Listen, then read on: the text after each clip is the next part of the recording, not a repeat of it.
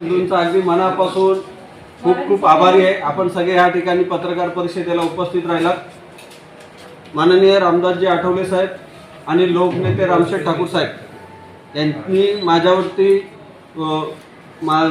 विश्वास दाखवून मला आरपीआयच्या माध्यमातून उमेदवारी दिलेली आहे। माझ्या बाजूला माननीय रायगड जिल्हा अध्यक्ष नरेंद्रभाई गायकवाड बसलेले आहेत आणि जिल्हा अध्यक्षांनी खूप मोठी जिम्मेदारी स्वीकारून या ठिकाणी मला उमेदवारी दिलेली आहे। मी त्यांचा पण मनपूर्वक आभारी आहे। आणि सांगायचं तर खरोखर कामोटेकरांनी ही निवडणूक जी आहे ती हातामध्ये घेतलेली आहे। अतिशय उत्स्फूर्त जनतेचा मला प्रतिसाद मिळत आहे आणि नक्कीच आमचे चारीच्या चारी उमेदवार ह्या प्रभागातून निवडून येतील। ज्या ज्या ठिकाणी मी प्रचाराला जातोय तो कामोटे गाव असेल, शहर असेल, वसाहत असेल, प्रत्येक ठिकाणी नागरिकांचा अगदी जल्लोषमध्ये आमचं चारही उमेदवारांचं स्वागत करतायत आणि आम्हाला त्या प्रचारात एवढं उत्स्फूर्त पाठिंबा मिळाल्यानंतर नक्कीच आत्मविश्वास वाढलाय आणि 100% हा प्रभाग क्रमांक 12चा चारहीच्या चारही उमेदवार निवडून येईल। आपण माझ्या सहकाऱ्यांना विनंती होती की आपण सगळे एकत्र येऊन काम करूया, पक्ष वाढला पाहिजे, परंतु काही विघ्न संतोषी लोक असतात आणि त्याच्यामध्ये मोनिश गायकवाड नावाचा एक आहे जो सांगतो का मी प्रभाग क्रमांक 12 मध्ये राहतो, माझं स्वतःचं घर आहे, मी तिथून उमेदवारी मागत होतो। माझी पत्रकारांना विनंती आहे की त्या मोनिश गायकवाडचा कुठे नाव आहे हे बघा। मोनिश काशीनाथ गायकवाड, त्याचा वार्ड बघा, काय बघा, दुसऱ्यावरती आयात केलेला म्हणून माझ्यावर जो आरोप करतो तो स्वतः कुठल्या प्रभागात आहे। त्यामुळे त्यांनी पहिला विचार करावा का दुसऱ्याकडे एक बोट दाखवत असताना 4 बोट आपल्या स्वतःकडे असतात।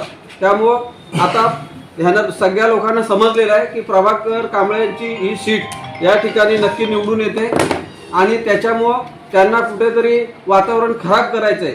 त्या असल्या लोकांकडे मी लक्ष देत नाही, मला प्रचार करायचा आहे। सर्वसामान्य जी जनता आहे, मतदार आहे, ही अगदी माझ्याकडं चांगल्या दृष्टिकोनातून पाहते आणि मला विश्वास आहे आपण सगळे पत्रकार सुद्धा मला अनेक वर्षापासून ओळखता।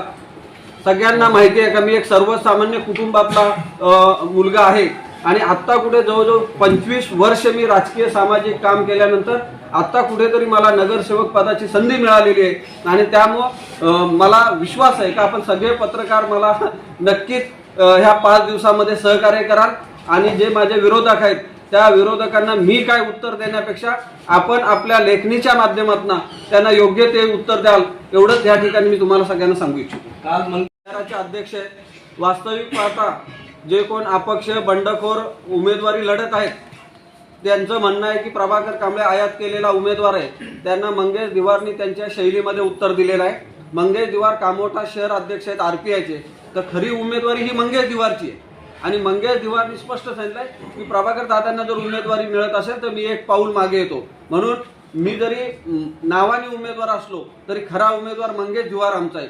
मंगेश दिवारचीच ह्या उमेदवारीवरती खरा हक्क होता।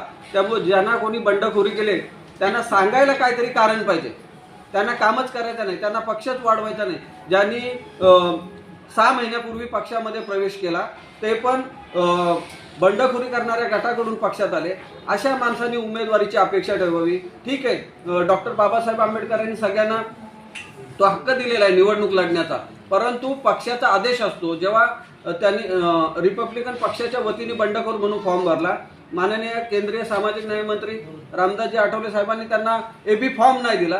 त्यावेळी जो शहाणा माणूस असतो त्याच्या लक्षात येतो का पक्षाच्या नेत्यांनी, पक्षाच्या राष्ट्रीय अध्यक्षांनी आपल्याला एबी फॉर्म दिला नाही म्हणजे आपण एक पाऊल मागे यायला पाहिजे आणि पक्षाने जो उमेदवार दिलाय त्याच्यासोबत काम करायला पाहिजे। परंतु ह्या लोकांना फक्त वाद कसे घालायचे, एकमेकाचे पाय कसे ओढायचे, सर्वात महत्त्वाची गोष्ट की 78 पैकी एकच जागा आरपीआयला सुटलेली आहे।